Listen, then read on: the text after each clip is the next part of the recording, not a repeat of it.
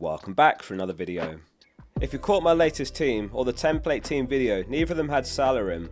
However, there is legitimate reasons to consider having Mo in the team, and it's absolutely viable. You might even argue that it's better. There's also been some transfer news in the last couple of days, which has made this draft much more viable in my view. So we'll dive into the draft and we'll discuss why we might actually want to run with Salah. This video has also been powered by Fantasy Football Scout, and we'll be using their projected points later in the video for Salah. Besides the projections, one of the best tools in the members area is the fixture ticker. Very powerful tool. You can set a game week range and then you can sort all the teams by fixture difficulty over that run. You can even sort by attack and defence specifically, and there's a neat button at the bottom to sort by rotation as well. At the very top of the description is a link to join with a 30% discount, and it also supports the channel, so click that link to try it now for just a few quid. So we're going to speculate on goalkeepers a bit here, but hear me out as there's some good talking points. We've talked a lot about Areola in recent videos, and he is on extended leave still, having been called up for France, so jury's out whether he has assumed the #1 spot at West Ham or not. Fabianski has started both their pre-season games. However, I'm going to take the opportunity to talk about a couple of further 4mm goalkeepers to have on the radar. 4mm keepers are absolute gems in FPL. The first is Kelleher, who has been linked with a move to Wolves due to rumours of Salah leaving. Actually a really solid goalkeeper, and I don't blame him if he's looking for a move away, as he'll forever be Alisson's backup at Liverpool, to be honest. These fixtures on screen is what it would look like if these players moved, not the current club's fixtures. If Salah does leave and they don't sign a replacement, then Bentley for 4mm could also be an option. Though you imagine they would want to sign a replacement, as he only played 2 times at the end of last season. The other is Heaton. Luton are reportedly in for him from Man United. If they can come to a deal with United, then he's another one. 4mm playing keepers are very rare, and we'll take whatever we can get. Still a few weeks till game week 1, so plenty of time for these situations to develop. So Onana to Man United is a done deal, so we're going to include him here. The question is, what price will he be? The minimum is 5mm and the maximum is 5.5mm. In my opinion, at 5mm he'd be a better asset than Shaw. Interestingly, Shaw's never finished a season with a good total FPL score, and he's never outscored De Gea.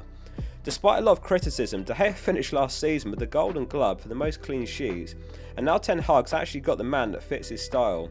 Onana's very tidy with his feet, he's brave, and he's not available to come well outside of his box. Think similar to Edison. I really hope to see Onana at 5mm, and it would be enough for me to drop Shaw and free up 0.5mm. For the sake of this draft, we're going to see what we can do if Onana's 5mm. If he's not, then there's easy sacrifices to make outfield. So onto the defence, which is Gabriel, Estepinian and Tarkowski. No Trent here. However, after this team I have got a draft with Trent included as well. Understandably, for some of you he's non-negotiable, so we'll have a look at both. If you're squeezing in 2 premiums, my preference is to go no Trent, as it eats through over a third of your budget on those 3 players alone. Gabriel's a bargain at 5mm, and he'll end the season priced more than that after a few rises, I expect. Rice is officially an Arsenal player now as well. Huge signing, and there'll be plenty of clean sheets this season. I wouldn't be surprised if Ramsdale even takes the Golden Glove come game week 38. Timber also a quality signing in defence, who comes in at 5mm. If I were to rank the Arsenal defenders in order, I'd go Gabriel, Zinchenko, Saliba and White in that order. I expect Timber won't be nailed, or initially anyway. If he hits the ground running, then that could change. I just don't see any reason to spend the extra 0.5mm on White either, and Gabriel was top in the league among defenders for expected goals last season. Estepinian is quite comfortably the most owned defender in the game at the moment. It's hard to ignore an attacking fullback with those opening fixtures. There's a chance he becomes a less valuable asset once Europa League starts with Brighton. Could equate to some rotation or early substitutions, something I'll be mindful of. Europa League kicks off for Brighton between game week 5 and game week 6.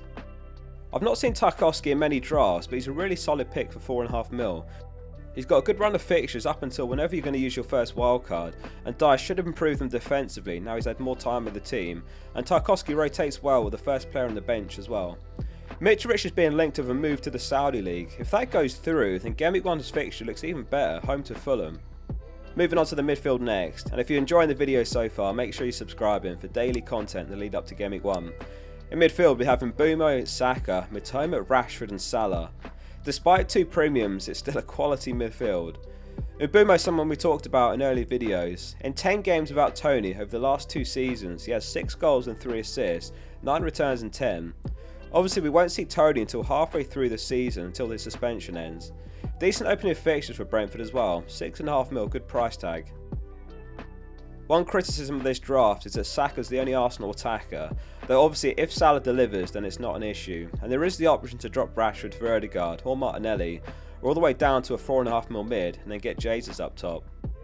Arsenal have some of the best opening fixtures, in particular Nottingham Forest home in Game Week 1, where I expect Arsenal to win by a few.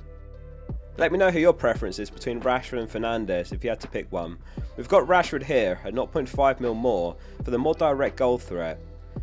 We're not sure exactly what Bruno's role will look like this season with Mount in the team as well. I expect they'll both play as 8s, and Mount probably the deeper of the two.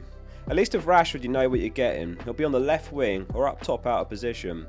This calendar year, Rashford played 23 games, Salah played 25, and Rashford actually racked up 4 XG higher than Salah over that run and 5 more big chances, so it's a potential bargain even at 9 mil.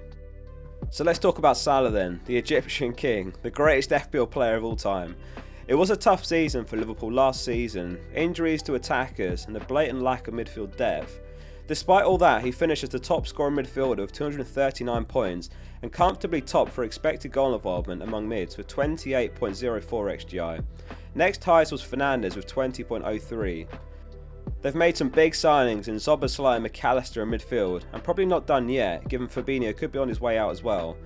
So let's pull up the points projections from the Scouts members area, because one thing that's been overlooked here is Game Week 2, where Salah's well ahead of Haaland on projections. Liverpool at home to Bournemouth that game week. Last season that fixture ended 9-0. I'm sure we won't see a repeat of that scoreline, but there's a clear gap between Salah and Haaland in Game Week 2 projections, and when there's that much of a gap, it's worth backing the favourite for captaincy. Over the opening 6 game weeks, Salah's also projected more points, in fact the most of all players, and 4 or so points ahead of Haaland. So onto the front two, and we've got a big differential here, Alvarez. With Gundogan gone and De Bruyne potentially injured for the start of the season, there's valid reasons to look at Alvarez as a second City attacker. Foden's a great pick as well, especially if Mahrez leaves, but there's plenty of mids available and there's a lack of forwards. Alvarez 1 mil cheaper than Foden as well. Last season, only Haaland and Kane had more points per start than Alvarez's 6.2, and in the later stages of last season, he scored 8 and 13 starts. Big shout out to Fantasypedia by the way, where a lot of these Alvarez stats are from. Alvarez can play right wing, so Mahrez's departure could benefit him as well, or he can play in behind Haaland in the De Bruyne or Gundogan areas. So onto the bench, and then we'll look at the Trent draft as well. The bench is Areola, Pau Torres, Baldock and Archer. Big new Villa signing Torres is one to watch. He'll be a regular starter and left centre back. Really impressive signing by Emery, and the fixtures rotate nicely with Everton as you can see. So you can rest easy, there's always someone with a playable fixture. The best of the 4 mil defenders is still up in the air. There's Baldock, Bayer, Bell, Norris and Davies, or perhaps some we've not even considered like Gusto. We've got Baldock here, he should be first choice but he could rotate with Bogle.